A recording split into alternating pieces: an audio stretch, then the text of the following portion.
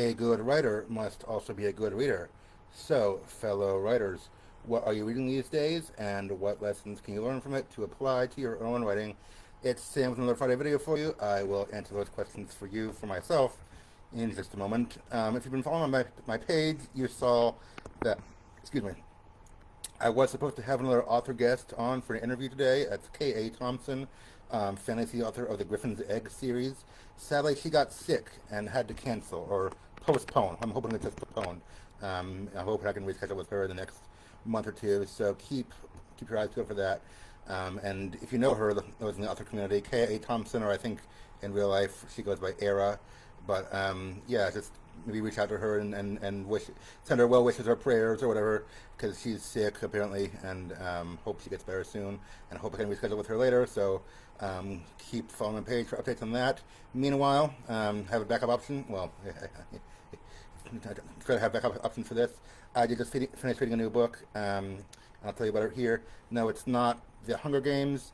It was actually the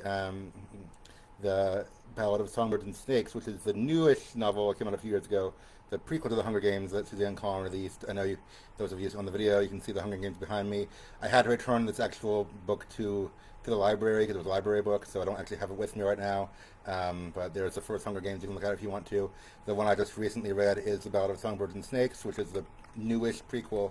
The prequel follows Coriolanus Snow, which, if you've read the original trilogy or watched the movies, you know Snow was actually the bad guy. Now this is a prequel set many years beforehand.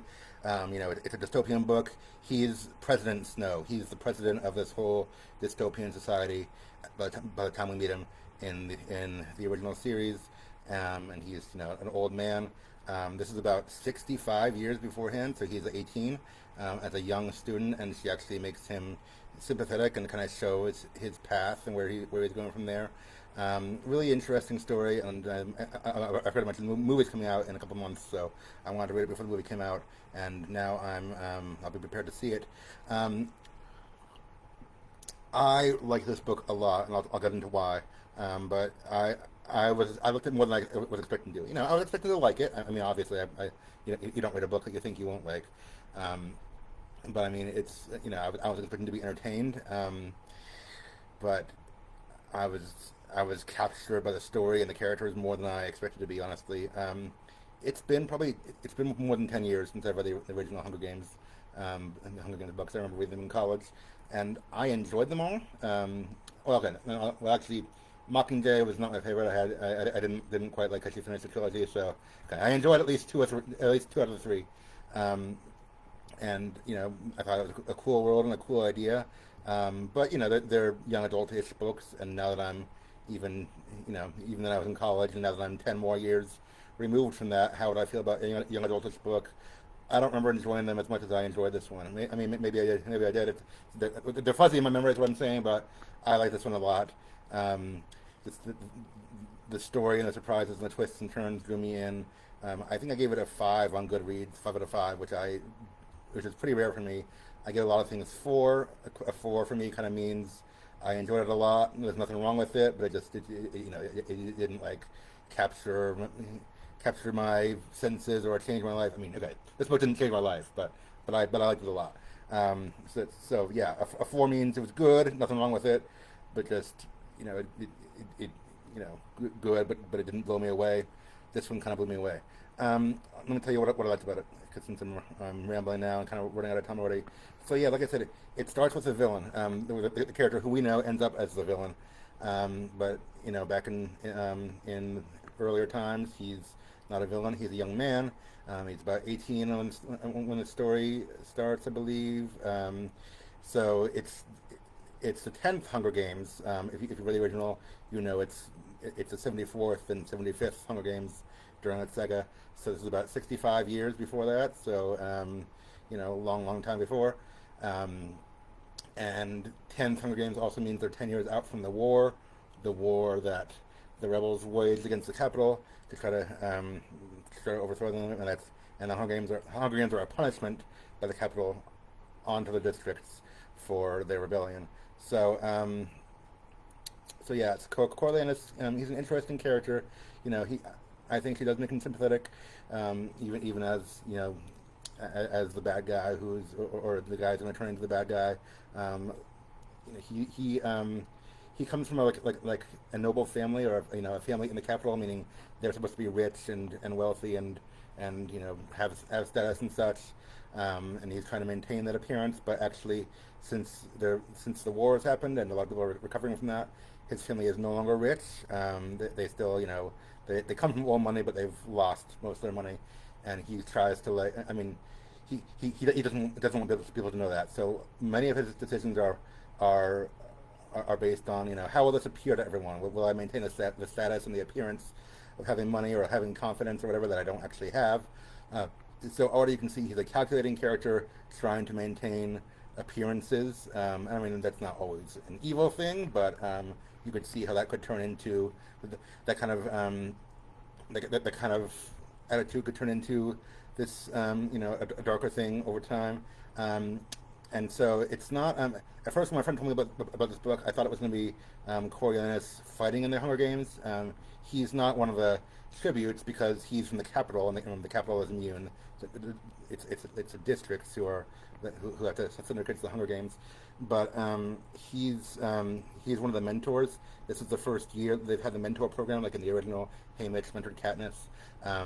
So this is the first year they've had the mentorship program, and the first year they've involved some of the other things like sending in food to the tributes in the arena. So he's a mentor, and he gets assigned to Lucy Gray, who is the girl from District 12, also supposed to make you think of Katniss. And she's an interesting character. She's a singer. She kind of, I think, endears the reader by just her mystery and her maybe, I won't say eccentric, but like in a good way. And I'm honestly not sure how to describe her. She's in, she's different from Katniss. She's an endearing character. Some people say Katniss is not endearing, so however you think about that. I know some people, and even my wife, have said the world of the original trilogy was interesting. It's just hard to be stuck in Katniss's head for 3 books because she's depending on who you ask or depending on the point in the trilogy, she could be an unlikable narrator because it is first person. This one is third person, which I thought was a good choice. I mean, it is third person limited. It only focuses on Coriolanus and doesn't go into other characters' minds. But I thought it was cool to see this world through someone else's eyes, or to see it without being stuck in Katniss's head. So that's another good thing about the novel. But where was I going with that? Yeah, so he's mentoring Lucy Gray, and he starts falling for her, which is a whole other thing. And on one hand, you kind of want it to work out well for them, but on the other hand, he's going to be the bad guy eventually. I don't, and so you're like, this isn't going to end well, is it? I don't remember in the original books if they mentioned who his wife was. I mean, he does have a wife and like grandchildren eventually when he's an old man, but so I don't remember if they named who his wife was. But I was like, is this going to be his wife? Are they going to get married? But broad spoilers, doesn't have a happy ending for them, because he's headed on a path to villainy. And then it's like, I think this book does a good job of showing that when you do something as brutal as the Hunger Games, like forcing kids to kill each other as a form of punishment, like when you do that, and you think you're in the right for doing that, it's going to come back to bite you. Like it's the Capitol members think they're safe. The people in the Capitol think, oh, they can't touch us. We're doing this to get back to the districts and to show that we're in control. But they're not in control, and it shows the consequences of evil and of sin. I'll just give you a few examples. These are minor spoilers, but they happen like in the middle of the book, and I won't give you much context. But like one of the tributes, one of the kids competing in the Hunger Games actually kills her mentor. So again, the mentor being a Capitol student who was supposed to be safe. The rebels, some remaining group of rebels bombs them and bombs the students. Bombs the mentors in the Capitol who are supposed to be safe. So that happens. And I said it's not Coriolanus fighting the Hunger Games for the most part. It's true, but there is a moment where circumstances force him to actually go into the arena briefly, and he has to fight for his life there. That's only a brief part, but it's in there. So it's just like he's being part of the Hunger Games, and he's supposed to be like on the outside of it, cushy and safe, and just doing this as an academic exercise in his school. But he quickly realizes this is a life or death thing. It's not cushy and safe, and whatever it was supposed to be. It affects him and changes him too, obviously. So he starts fighting for survival. So he was already fighting for status and such. He starts fighting for, his own survival at times, and he's trying to keep Lucy Gray alive. It could be argued that it's for love, but it's also a reflection on him because he's her mentor. He gets some kind of prize if she wins, and then he starts, and that's not a bad goal. I don't think it's a bad goal for him to want to keep her alive, but he starts like bending the rules and kind of being sneaky and manipulating and cheating some things, basically cheating in the games to help her win. And again, he's helping her win. Is he doing it for love, or is he doing it for himself and the prize? It kind of blurs the line. It's hard to see how his ambition, how far that will go and all that stuff. And it kind of reminds me, of course, of the original novel where Katniss and Peeta, they make a decision that's partially for love, but partially also to get back at the capital, and Snow has to like come down on them for that. Who's the president then?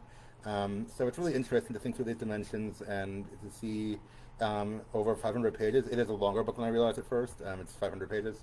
To see how Snow changes over that time. I mean, it doesn't go very far forward in time. He's still, I think, 18 or maybe 19 or whatever by the time the book ends, but he is a different person by the time the book ends. I was wondering at first, I was like, that's still a large gap, like between this book and the Hunger Games. That's still leaving like 60 years of his life uncovered.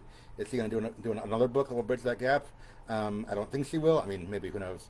But now that I've read the ending, it did seem like it was a conclusive place to leave his story, and I don't think she will. I think she's showing you how he ended up as basically the person who will do anything for ambition and order and all that stuff. So it really is interesting to see his character development.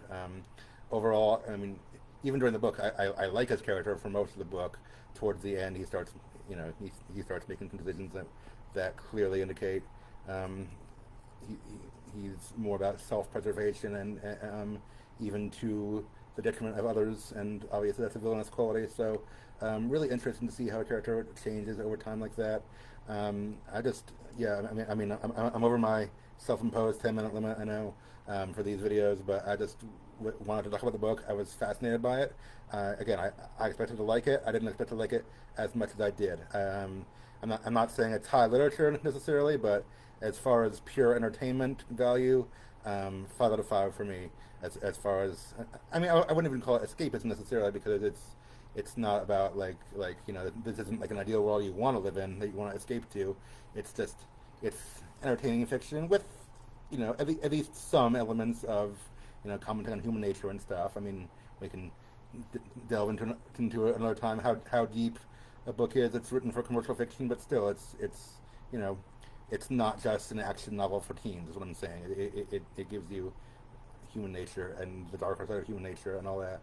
So really great book, The Ballad of Songbirds and Snakes. I enjoyed it a lot. If you like the original 3 or even the movies, and you're looking for a fun read, a fun but also thought-provoking read, I recommend it a lot. A lot of interesting stuff in there that I'd love to discuss with some of you. I guess an application for writers, I mean, make sure your characters are real. I know I say some version of that a lot, but it's like, even in these extraordinary circumstances that wouldn't happen in real life, are your characters behaving the way a real person would? And also, this novel is a good example of showing a character's progression over time. So if you have a character who you want to change by the end of the novel, this could be a good example to look at. And I think showing the consequences of evil, if especially if you're writing dystopian or something like that. But even if you're writing, I don't know, a war novel or just something where some of the protagonists are not fully good, and you want to show how how their actions have real consequences, I think this is a good example to look to. So those are my takeaways. I recommend it. I mean, even if you're not a writer, I just recommend it because it was a very good and very entertaining book. So there you go. The Ballad of Songbirds and Snakes, a Hunger Games novel by Suzanne Collins. I recommend it. I'm looking forward to the movie in a couple months. And yeah, hope you enjoy. Thanks for watching, and have a great weekend, everyone. Bye. And may the odds be ever in your favor.